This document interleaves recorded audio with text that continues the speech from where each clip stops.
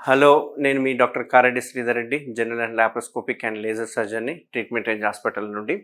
So, varicose veins అంటే ఏంటి? Varicose veins వల్ల వచ్చే లక్షణాలేంటి? దీనికి ఉన్న లేటెస్ట్ గ్లూ అనేది ఏదైతే వీనాసీల్ ఉందో, అది ఎందుకు మోస్ట్ అడ్వాన్స్డ్ ట్రీట్మెంట్ అనేది వాళ్ళు తెలుసుకుందాం.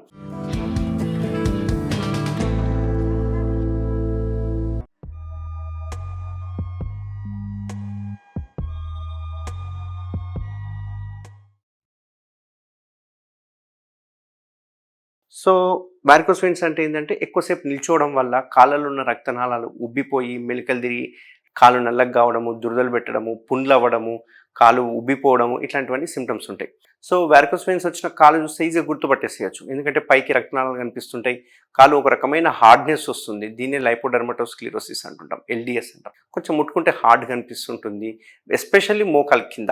మోకాలు పైన ఏమంత అనిపియదు కానీ మోకాలు కింద మాత్రం కొంచెం కాళ్ళు నల్లగా అయిపోవడము, హార్డ్‌గా అనిపియడము, దురదలు అనిపియడము, రాత్రిపూట పిక్కలు పట్టేసినట్టు అనిపియడము, కొందరికి చిన్న చిన్న పొక్కులు లాంటివి రావడము, కలర్ చేంజెస్ అనిపియడము, ఎగ్జిమా అంటాం కదా, చిన్నగా నల్లగా అయిపోయి దురదలు పెట్టినట్టు అనిపియడము, కాళ్ళ వాపు అనిపియడము, గుంతలు పడుతుంటాయి, నొక్కితే కూడా గుంతలు పడడము, అండ్ పిక్కలు మిడ్ నైట్ కానీ తెల్లవారుజామున చూస్తే పిక్కలు పట్టినట్టు అనిపించడము, ఎక్కువసేపు నిల్చుంటే కాళ్ళ వాపు అనిపించి అదే పడుకున్నాము లేకుంటే కాలు పైకి పెట్టుకున్నాం అనుకోండి, కాళ్ళలో వాపంతా తగ్గిపోవడం, ఇట్లాంటివన్నీ లక్షణాలు చూస్తుంటాం. దీన్ని వారికోస్ వెయిన్స్ అంటారు. సో ఈ వారికోస్ వెయిన్స్కి మామూలుగా అందరికీ తెలిసిన సర్జరీ లేజర్ సర్జరీ.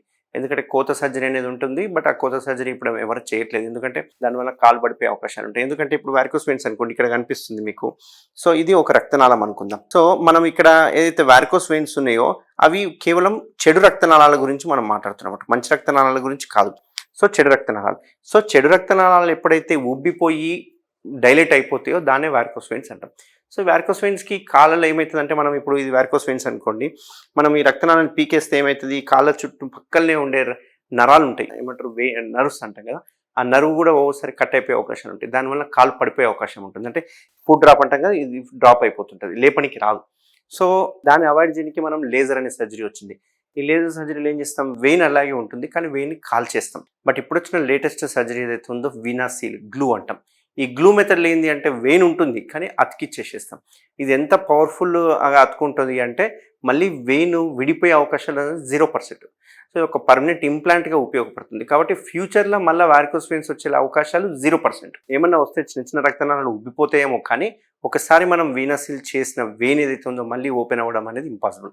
దీనివల్ల మనకు అడ్వాంటేజ్ ఉంటుంది. ఇందులో మోస్ట్ అడ్వాన్స్డ్ అంటే ఏంటి అంటే 3 రకాలు చెప్పొచ్చు. ఒకటి, వీనాసీల్ వేయడం వల్ల కంప్లీట్ పెయిన్లెస్ ట్రీట్మెంట్, అసలు పెయిన్ అనేది 0 పెయినే ఉండదు. రెండవది, సాక్స్ వేసే అవసరం ఉండదు. ఎందుకంటే గ్లూకి సాక్స్ వేసే అవసరం ఉండదు. అదే ఈవీఎల్టీ అంటే లేజర్ చేస్తే సాక్స్ వేసుకోవాల్సి వస్తుంది, దీనికి అవసరం లేదు. మూడవది, పేషెంట్ కొంచెం కోఆపరేట్ చేస్తే అసలు ఎటువంటి అనస్థీషియా అవసరం లేకుండా లోకల్ మత్తులోనే చేసేయచ్చు. వితిన్ హాఫ్ అన్ అవర్లో డిశ్చార్జ్ చేయడం జరుగుతుంది. వాళ్ళు యథావిధిగా వాళ్ళ పనులకు వాళ్ళు వెళ్ళిపోవచ్చు. ఎటువంటి సైడ్ ఎఫెక్ట్స్ కాదు, 0 సైడ్ ఎఫెక్ట్స్. ఒకే ఒక సైడ్ ఎఫెక్ట్ ఏంటంటే, ఎవరికన్నా గ్లూ పడకపోతే వాళ్ళకి అక్కడ అలర్జీ లాగా అయిపోయి ఎర్రగా అయిపోవడము, దద్దుర్లు రాక రావడం, ఇట్లాంటివన్నీ వెరీ రేర్గా చూస్తుంటాం. బట్ అది కూడా ట్రీట్మెంట్ తోటి తగ్గిపోతుంది. సో ఎటు చూసినా కానీ వారికోస్ వెయిన్స్కి లేజర్తో పోలిస్తే గ్లూ అనేది మోస్ట్ అడ్వాన్స్డ్, అందులో డౌటే లేదు. సో గ్లూ చేసిన తర్వాత తీసుకోవాల్సిన జాగ్రత్తలు ఏంటి అంటే ఏం లేదు. మీరు ఇమ్మీడియట్గా నడవచ్చు, మెట్లు ఎక్కొచ్చు, యోగాలు చేసుకోవచ్చు, కార్ నడపచ్చు, బైక్ నడపచ్చు. ఎటువంటి సైడ్ ఎఫెక్ట్స్ ఉండవు. గ్లూ చేశాక మళ్ళీ మళ్ళీ వస్తుంది అంటే రాదు. ఎందుకంటే ఒకసారి గ్లూ చేసి అతికిచ్చామంటే, ఇప్పుడు మనం పేపర్ ఫెవికాల్ పెట్టి అతికిచ్చామనుకోండి, పేపర్ని డివైడ్ చేయడానికి రాదు. డివైడ్ చేస్తే పేపర్ చినిగిపోతుంది తప్ప పేపర్ మంచిగా రాదు. సేమ్ అట్లనే వెయిన్ కూడా అతుక్కుంటుంది తప్ప మళ్ళీ బయటికి అనేది వచ్చే అవకాశాలు లేదు. ఎవరికైనా వారికోస్ వెయిన్స్ ఉంటే కనుక గ్లూ ఆపరేషన్ కావాలనుకుంటే తప్పకుండా ట్రీట్మెంట్ రేంజ్ హాస్పిటల్లో అవైలబుల్ ఉంటాం. Thank you very much.